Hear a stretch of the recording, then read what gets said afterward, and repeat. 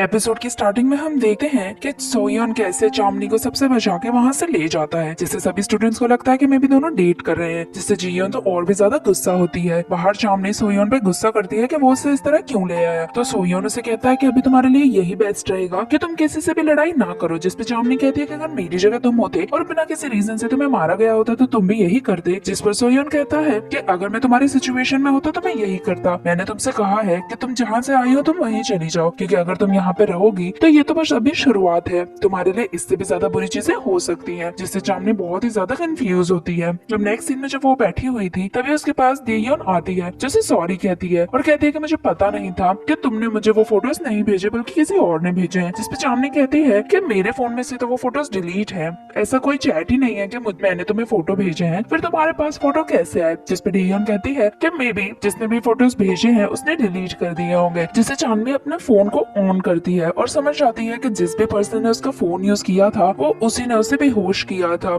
और उसके फिंगर के थ्रू उसका फोन यूज करके उसका सारा डेटा लेकर ये सब काम किया है और बहुत ही ज्यादा शॉक होती है। फिर वो ये सारी बातें जाकर जेबीएम को बताती है। जेबीएम कहता है कि भला तुम्हारे साथ ऐसा कौन कर सकता है, तो वो कहते हैं कि मुझे नहीं पता। जिस पर वो कहता है कि मेरे पास एक आइडिया है, हम ये सब चीजें पता कर सकते हैं। दूसरी तरफ जेह्योन सोह्योन का वेट कर रही थी। जब वो उसके पास आता है तो वो उससे कहती है कि तुमने चांदनी की हेल्प क्यों करी। जिस पर वो कहता है क्योंकि मुझे पता है कि उसने पिक्चर्स नहीं वायरल किए हैं। तो वो कहती है कि लेकिन उसी ने तो पिक्चर भेजे थे। जिस पर वो कहता है कि चांदनी ने पिक्चर्स नहीं भेजे क्योंकि वो इतनी स्टूपिड नहीं है कि खुद को इतनी जल्दी सबके सामने एक्सपोज कर दे, और ऐसा कह के वहाँ से चला जाता है। जब वो लंच कर रहा था तो जियोन उसके पास आके बैठती है। तभी वो देखती है कि चांदनी और जेबीएम भी साथ में लंच कर रहे हैं, जिससे दोनों ही जन बहुत ही ज्यादा कंफ्यूज होते हैं। लंच के बाद जेबीएम सीसीटीवी रूम में जाता है और उस ऑडिटोरियम का वीडियो देखता है जिसमें चांदनी गई थी, और वो समझ जाता है कि वहाँ पे ऑडिटोरियम में कौन गया था, जिससे वो शॉक रह जाता है। दूसरी तरफ जियोन जब अपने क्लास में थी तभी कुछ लड़कियां उससे कहती हैं कि पूरे स्कूल में ये बातें हो रही हैं कि तुम और ओसंग भाई बहन हो। जिससे वो कहती है कि चांदनी ने ही ये रूमर फैलाया है। तभी ओसंग उसके पास आता है और कहता है कि हमें बात करनी पड़ेगी। फिर दोनों बात करने जाते हैं,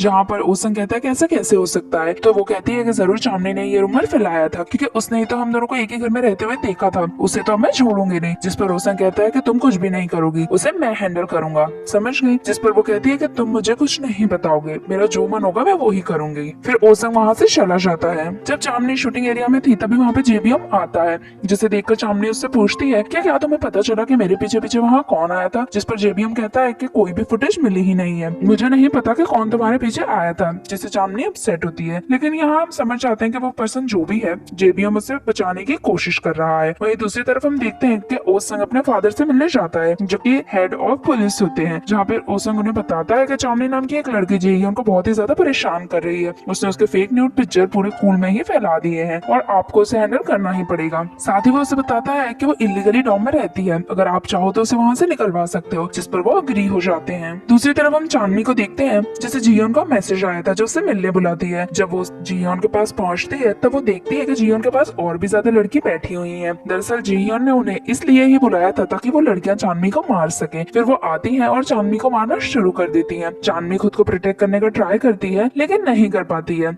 और दूर खड़ा खड़ा सोह्योन भी ये सब कुछ देख लेता है, जिससे वो जल्दी भाग के चांदनी के पास आता है। लेकिन जब तक वो वहाँ पहुँचता है तब तक वो लड़कियां वहाँ से चली गई होती हैं और चांदनी की हालत बहुत ही ज्यादा खराब होती है, जो देखकर वो बहुत ही ज्यादा शॉक होता है। चांदनी बहुत ही एम्बैरेस्ड फील करती है। फिर चांदनी वहाँ से अपना स्कूटर लेकर चली जाती है। तभी सोह्योन देखता है कि चांदनी का वॉलेट वहीं गिरा हुआ है और सेम टाइम पे वहाँ पुलिस भी आ जाती है जो चांदनी के बारे में पूछने लगती है। लेकिन सोह्योन कहता है कि उसे कुछ नहीं पता। जब चांदनी अपने डॉम में पहुँचती है तो देखती है कि वहाँ पे तो जेह्योन की बहुत ही सारी फेक पिक्चर्स लगी हुई हैं, जिससे वो एम्बैरेस्ड होकर इन पिक्चर्स को निकालने लगती है। तभी वहाँ का ओनर आ जाता है जो चांदनी से कहता है कि अब तुम यहाँ नहीं रह सकती हो। जिस पर चांदनी कहती है कि ये फोटोज मैं हटा दूंगी। तो वो कहता है कि इसलिए नहीं, पुलिस को पता चल चुका है कि तुम माइनर हो और यहाँ पे इलीगली रह रही हो। जिससे वो कहती है कि पर मेरे पास तो जाने के लिए कोई जगह नहीं है। लेकिन वो कुछ भी सुने बिना वहाँ से चला जाता है। सेम टाइम पे वहाँ पे सोह्योन आ जाता है जो उससे पूछता है कि तुम अब कहाँ रहोगी। तो चांदनी कहती है कि मैं कहीं ना कहीं एडजस्ट कर लूंगी। जिस पर वो कहता है कि तुम्हें एडजस्ट करने की जरूरत नहीं है, तुम मेरे साथ आके रह सकती हो। चांदनी कहती है कि तुम्हें परेशान होने की जरूरत नहीं है।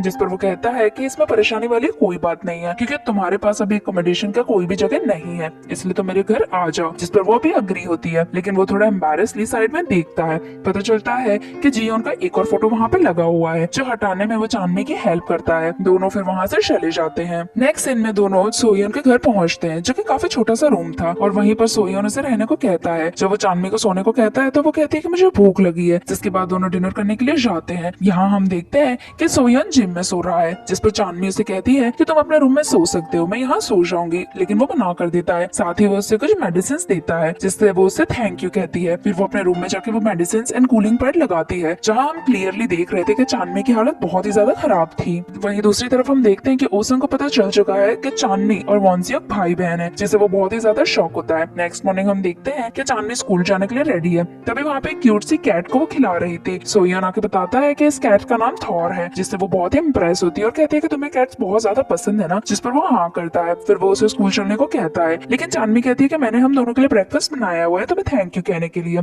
उसके बाद दोनों अंदर जाते हैं और ब्रेकफास्ट करते हैं, जिस पर सोयन उसे कहता है कि तुम्हें इतना खर्चा करने की जरूरत नहीं थी। तो चांदनी कहती है कि तुम उसकी चिंता मत करो, तुम मुझे यहाँ रहने दे रहे हो, इसलिए मैं तुम्हारे लिए इतना तो कर ही सकती हूँ। फिर दोनों अपना ब्रेकफास्ट एंजॉय करते हैं और स्कूल की तरफ निकल जाते हैं। जब चांदनी स्कूल जाती है तो जियान उसके पास आके कहती है कि तुमने ये सबको बताया है ना कि ओसंग और मैं भाई बहन है, लेकिन वो मना कर देती है। जियोन गुस्सा होकर वहाँ से चली जाती है। वहीं हम देखते हैं कि तेसु ओसंग और जियोन दोनों को चिढ़ाती है कि वो दोनों भाई बहन है, जिस पर दोनों ही बहुत ही ज्यादा गुस्सा हो रहे होते हैं। तेसु जियोन के पास जाती है और कहती है अगर तुम भाई बहन थे तो तुम्हें छुपाने की जरूरत क्या थी, और उसे टीज करके वहाँ से चली जाती है। वहीं दूसरी तरफ हम देखते हैं कि स्कूल में जंग आया हुआ है, जो ओसंग का वहाँ वेट कर रहा है। जब ओसंग उसके पास आता है तो वो कहता है कि मैंने तुम्हें जो काम दिया था वो हो गया। दरअसल उसने उसे कहा था कि जिसने उसकी ऐसी हालत करी है वो उसे ढूंढ ले, जिस पर ओसंग उसे कहता है कि मैंने बहुत कोशिश करी लेकिन वो लड़का मुझे नहीं मिला। तो जंग उससे थ्रेटन करने लगता है, जिससे ओसंग उसे कुछ कहता है तो उसका कजिन ओसंग की कॉलर पकड़ता है और उसे मारने वाला होता है, लेकिन जंग उसे रोकता है और गुस्सा होकर ओसंग वहाँ से चला जाता है। उसके बाद सभी बास्केटबॉल कोर्ट में जाते हैं और अपना बास्केटबॉल खेलने लगते हैं, लेकिन तभी वहाँ पे जेबीएम आ जाता है, जो उन्हें कहता है कि तुम्हें यहाँ पे खेलने की परमिशन नहीं है, इसलिए तुम लोग वहाँ से चले जाओ। लेकिन जंग के कजिन उसे थ्रेटन करते हैं और देखते ही देखते उसे मारने लगते हैं, लेकिन तभी वहाँ पे सोयन आ जाता है, जो जेबीएम को प्रोटेक्ट करता है। साथ ही वो जंग के कजिन्स को मारने लगता है और देखते ही देखते सबकी फाइट होने लगती है। यहाँ पर हम देखते हैं कि सोयन वापस से अपना कंट्रोल खो देता है और बहुत ही ज्यादा वायलेंट होकर उसे मारने लगता है, जिससे जेबीएम उसे रोकता है और फिर वो लोग वहाँ से चले जाते हैं। यहाँ हम चांदनी को देखते हैं, जिसके लॉकर में किसी ने उसे ऑडिटोरियम में आने को कहा था। जब वो ऑडिटोरियम पहुंचती है तो देखती है कि वहाँ पे तो कुछ फंक्शन चल रहा है, जहाँ पे स्कूल के सभी लोग बैठे हुए हैं। तभी वो देखती है कि स्क्रीन पे कुछ वीडियो चलता है। अचानक से वो वीडियो कट हो जाता है और वॉन्सियो का वीडियो चलने लगता है, जिसमें से सुसाइड करी थी, जो देख के सभी शॉक होते हैं। और सोयन तो सिर्फ चांदनी को ही देख रहा था, क्योंकि उसे ही पता था कि चांदनी और वॉन्सियो भाई बहन थे, और चांदनी भी ये सब कुछ देखकर बहुत ही ज्यादा शॉक होती है। अब तो पूरे स्कूल को पता चल चुका था कि वॉन्सियो ने सुसाइड नहीं करी थी, बल्कि किसी ने उसका मर्डर किया था। और जब पुलिस भी इस चीज को लेकर इन्वेस्टिगेशन करती है तो वो समझ जाती है कि चांदनी ने तो उन्हें पहले ये चीज के बारे में वार्न किया था, लेकिन उन्होंने ही चांदनी की बात नहीं सुनी थी, जिससे वो लोग बहुत ही ज्यादा अपसेट हो रहे होते हैं। तभी वहाँ पे हेड डिटेक्टिव आती है, जो उन्हें और भी बड़े ऑफिसर्स के पास लेके जाती है, जहाँ पे वो लोग बताते हैं कि तुम्हें वॉन्सियो के मर्डर केस के साथ साथ उस लड़के को भी ढूंढना है जिसने जंग की हालत करी है, क्योंकि हमें लग रहा है कि वो दोनों केसेस एक दूसरे से कनेक्टेड है। जिस पर डिटेक्टिव उन्हें हाँ करती है। दूसरी तरफ हम देखते हैं कि सोयन चांदनी का वेट कर रहा है, जो कि बहुत ही लेट आई है। तभी सोयन उसे कहता है कि मुझे कुछ बात करनी है, तो चांदनी कहती है कि तुम चिंता मत करो, मैं जल्दी यहाँ से चली जाऊंगी। जिसपे सोयन कहता है कि मुझे ये बात नहीं करनी,